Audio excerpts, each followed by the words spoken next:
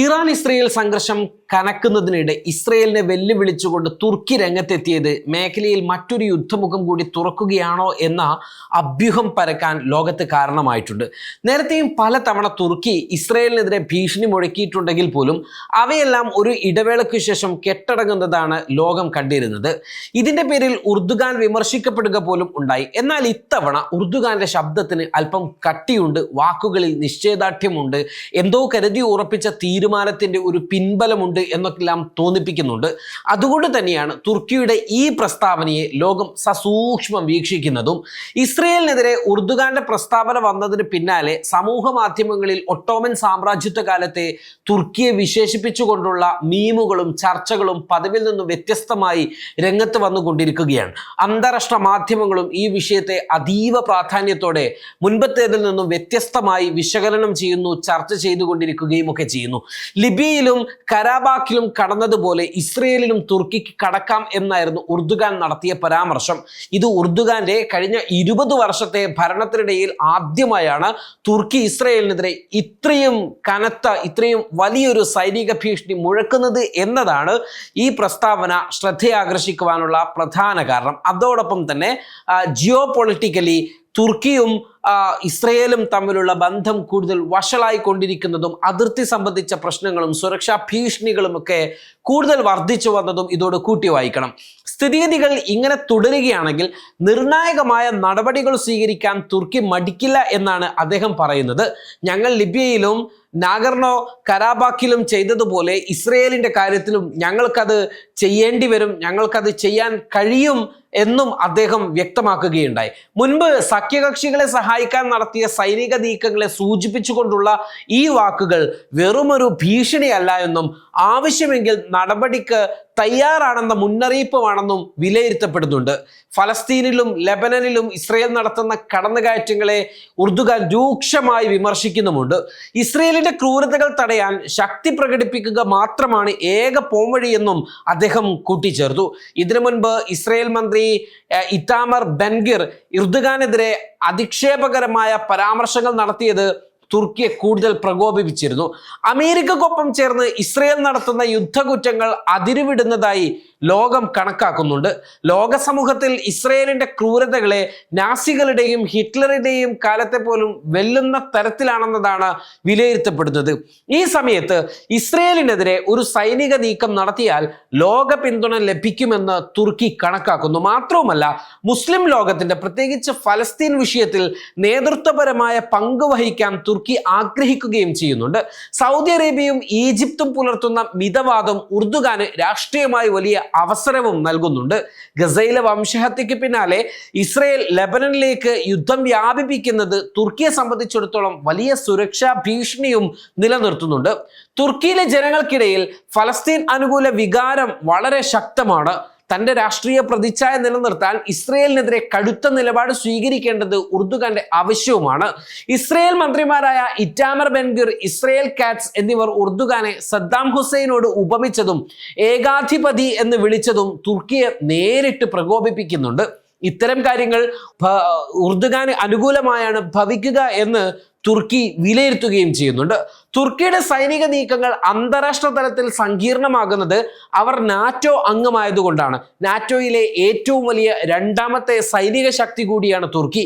ഏഷ്യയും യൂറോപ്പിനെയും ബന്ധിപ്പിക്കുന്ന അവരുടെ ഭൂമിശാസ്ത്രപരമായ സ്ഥാനം നാറ്റോക്ക് ഒഴിവാക്കാനാവില്ല.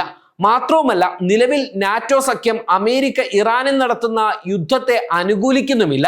മാത്രവുമല്ല, അമേരിക്കയോടൊപ്പം ചേരാനുള്ള വിമുഖതയും നാറ്റോ പ്രകടിപ്പിക്കുന്നുണ്ട്. ഇസ്രയേൽ നിലവിൽ നാറ്റോ അംഗരാജ്യമല്ല, എന്നാൽ അമേരിക്കയുടെ അടുത്ത സഖ്യകക്ഷിയാണ്. ഒരു നാറ്റോ അംഗമായ തുർക്കി ഇസ്രയേലിനെ ആക്രമിച്ചാൽ അത് നാറ്റോ സഖ്യത്തിനുള്ളിൽ വലിയ വിള്ളലുണ്ടാക്കും. ഇസ്രയേൽ തുർക്കിയെ ആക്രമിച്ചാൽ നാറ്റോ ഉടമ്പടി പ്രകാരം നാറ്റോ അംഗത്വമുള്ള രാജ്യത്തിന് പിന്തുണ കൊടുക്കാൻ അംഗരാജ്യങ്ങൾ നിർബന്ധിതരാകും. ഈ സാഹചര്യവും തുർക്കിക്ക് കൂടുതൽ ഗുണകരമാകുമെന്ന് തുർക്കി വിലയിരുത്തുന്നു. അതേസമയം തന്നെ ഇസ്രയേലിനെതിരെ തുർക്കി നീങ്ങിയാൽ അമേരിക്ക തുർക്കിക്ക് മേൽ കടുത്ത ഉപരോധങ്ങൾ ഏർപ്പെടുത്തുവാനുള്ള സാധ്യതയും കൂടുതലാണ്. F-16 കാൻ പദ്ധതികൾ ഉൾപ്പെടെയുള്ള പ്രതിരോധ സഹകരണങ്ങളെ ഇത് ഗുരുതരമായി ബാധിക്കുമെന്ന് തുർക്കിക്കറിയാം.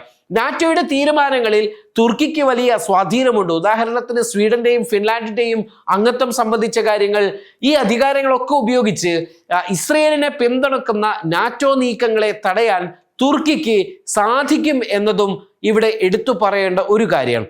മറ്റൊന്ന്, ഉർദുഗാന്റെ ഭീഷണി എത്രത്തോളം പ്രായോഗികമാണ് എന്നതാണ്. കഴിഞ്ഞ പല ഘട്ടങ്ങളിലും ഉർദുഗാൻ പലതരത്തിലുള്ള പ്രസ്താവനകൾ നടത്തിയിട്ടുണ്ട്. എന്നാൽ ആ പ്രസ്താവനകൾക്കൊക്കെ ചെറിയ ഇടവേളകൾ മാത്രമാണ് ഉണ്ടാവുക. പതിവ് പോലെ തന്നെ വളരെ രഹസ്യമായി, അഥവാ ഫലസ്തീനിൽ ക്രൂരമായ വംശഹത്യ ഇസ്രയേൽ നടത്തിക്കൊണ്ടിരിക്കുമ്പോൾ പോലും വെസ്റ്റ് ബാങ്ക് വഴി കച്ചവടങ്ങൾ നടത്തി ഇസ്രയേലിനകത്തേക്ക് കരമാർഗം സാധനങ്ങൾ എത്തിക്കുന്ന തന്ത്രം മെനഞ്ഞവരാണ് തുർക്കിയും ഇസ്രയേലും എന്ന് നമ്മൾ പലപ്പോഴും ഓർക്കേണ്ടതുണ്ട്. പലപ്പോഴും ഉർദുഗാൻ ഈ നെതന്യാഹുവിനെതിരെ ശക്തമായ ആക്ഷേപങ്ങളൊക്കെ നടത്തുമ്പോൾ പോലും ഇടയിലുള്ള അന്തർധാര വളരെ സജീവമാണ് എന്ന് പരക്കെ ലോകം വിശ്വസിക്കുകയും പല തെളിവുകളും ലോകത്തിന് മുൻപിലേക്ക് കടന്നു വരികയും ചെയ്തതാണ്. ആ അർത്ഥത്തിൽ ഉർദുഗാന്റെ ഭീഷണിയെ എത്രത്തോളം പ്രായോഗികമായി ഈ കാണണമെന്നുള്ളതും നമ്മൾ ചർച്ച ചെയ്യേണ്ട കാര്യമാണ്. ഒരു നേരിട്ടുള്ള അധിനിവേശം തുർക്കി ഉടൻ തന്നെ നടത്തുവാനുള്ള സാധ്യത കുറവാണ് എന്നാണ് വിലയിരുത്തപ്പെടുന്ന ആളുകൾ പറയുന്നത്. എന്നാൽ കാര്യമായ നിലയിൽ തന്നെ തുർക്കിക്ക് ഇസ്രയേലുമായിട്ടുള്ള ബന്ധത്തിൽ വിള്ളലുകൾ ഉണ്ടായിട്ടുണ്ട്.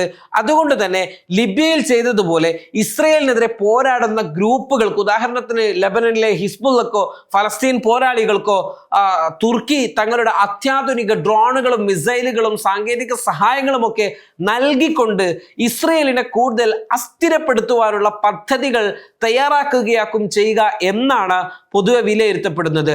ടൈഫൂൺ മിസൈലുകളും അറ്റാക്ക് ഡ്രോണുകളും ഉപയോഗിച്ച് ഇസ്രയേലിന്റെ പ്രതിരോധ കോട്ടയായ അയൺ ഡോമിനെ വെല്ലുവിളിക്കാൻ തുർക്കിക്ക് ശേഷിയുണ്ട് എന്നാണ് സൈനിക വിശകലനം. സൈനിക നീക്കത്തിന് മുൻപ് ഇസ്രയേലുമായുള്ള എല്ലാ വ്യാപാര ബന്ധങ്ങളും തുർക്കി ഇതിനോടകം തന്നെ നിരോധിച്ചിട്ടുണ്ട്. ഇത് ഇസ്രയേൽ വിപണിയിൽ വലിയ വിലക്കയറ്റത്തിനും കാരണമാക്കിയിട്ടുണ്ട്.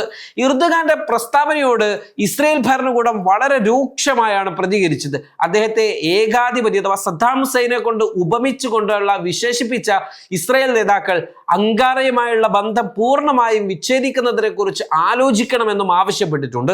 തുർക്കിയുടെ വർദ്ധിച്ചു വരുന്ന സൈനിക ശക്തി, ഈ ഭീഷണികൾക്കിടയിൽ തുർക്കിയുടെ ആധുനിക സൈനിക ശേഷിയുമൊക്കെ ചർച്ച ചെയ്യേണ്ടതുണ്ട്. ടൈഫോൺ ദീർഘദൂര മിസൈൽ ശേഷിയാണ് ഈ ടൈഫോൺ എന്ന് പറയുന്നത്. കാൻ അഥവാ 5ാം തലമുറ സ്റ്റെൽത്ത് യുദ്ധവിമാനം, ഡ്രോൺ സാങ്കേതിക വിദ്യ, ആഗോളതലത്തിൽ ശ്രദ്ധിക്കപ്പെട്ട തുർക്കിയുടെ അറ്റാക്ക് ഡ്രോണുകൾ തുടങ്ങിയവ തുർക്കിയുടെ കരുത്തും കുന്തമുനയുമാണ്. എങ്കിലും അന്താരാഷ്ട്ര നിയമങ്ങളെയും നയതന്ത്ര ചർച്ചകളെയും ബഹുമാനിക്കുന്നു എന്നാണ് തുർക്കി പിന്നീട് വിശദീകരിച്ചത് എന്നാണ് പറയപ്പെടുന്നത്. ഉർദുഗാന്റെ വാക്കുകൾ ഒരു അടിയന്തര അധിനിവേശത്തെ സൂചിപ്പിക്കുന്നതല്ലെന്നും മറിച്ച് ഇസ്രയേലിനെ പിന്തിരിപ്പിക്കുവാനുള്ള ഒരു പ്രതിരോധ തന്ത്രം മാത്രമാണ് എന്നും തുർക്കി പിന്നീട് വിശദീകരിച്ചു എന്നും വിലയിരുത്തുന്നവരുണ്ട്. തുർക്കിയും ഇസ്രയേലും തമ്മിലുള്ള ഏതെങ്കിലും തരത്തിലുള്ള സൈനിക നീക്കം മിഡിൽ ഈസ്റ്റിലെ സ്ഥിതിഗതികൾ കൂടുതൽ വഷളാക്കുകയും അത് ആഗോള ക്രൂഡ് ഓയിൽ വിപണിയിലും ഇന്ത്യൻ ഓഹരി വിപണിയിലും വലിയ പ്രത്യാഘാതങ്ങൾ ഉണ്ടാക്കുകയും ചെയ്യും. ഏതായിരുന്നാലും തുർക്കി എന്തോ ഒന്ന് മനസ്സിൽ ഉറപ്പിച്ചു തന്നെയാണ് ഇറങ്ങിയിരിക്കുന്നത് എന്നാണ് പൊതുവെ വിലയിരുത്തപ്പെടുന്നത്. അങ്ങനെയൊക്കെ പറയുമ്പോൾ പോലും തുർക്കിയുടെ കഴിഞ്ഞകാല ഭീഷണികളും അത്തരത്തിലുള്ള ഇടപാടുകളുമൊക്കെ പിന്നീട് ലോകം കണ്ടതാണ്. ആ അർത്ഥത്തിൽ തുർക്കിയുടെ ഈ പ്രസ്താവന അത്രയങ്ങ് ഫലിക്കുമോ എന്നത് സംബന്ധിച്ചുള്ള സംശയങ്ങൾ നിലനിൽക്കുന്നുണ്ട്. അതേസമയം തന്നെ കഴിഞ്ഞ തവണത്തിൽ നിന്ന് വ്യത്യസ്തമാകുന്നത് തുർക്കിയുമായി ബന്ധപ്പെട്ട സുരക്ഷാ പ്രശ്നങ്ങൾ, ഇസ്രയേലുമായും തുർക്കിയുമായും ബന്ധപ്പെട്ട ഈ സുരക്ഷാ പ്രശ്നങ്ങൾ വളരെ വലിയ ഗുരുതരമായ രീതിയിൽ തുർക്കിയെ ബാധിച്ചു കൊണ്ടിരിക്കുന്നുണ്ട് എന്നതും, അതുകൊണ്ട് തന്നെ തുർക്കി ഒരു ആക്രമണത്തിനോ ആക്രമിക്കുന്ന ഏതെങ്കിലും തരത്തിലുള്ള മിലീഷ്യ ഗ്രൂപ്പുകളെ സഹായിക്കുന്ന തരത്തിലോ ഉള്ള ചില തീരുമാനങ്ങളിലേക്ക് കടക്കുവാനുള്ള സാധ്യതയും ഉണ്ട് എന്നാണ് പൊതുവെ വിശകലനം ചെയ്യപ്പെടുന്നത്. waytonikah.com, the exclusive Muslim matrimonial site.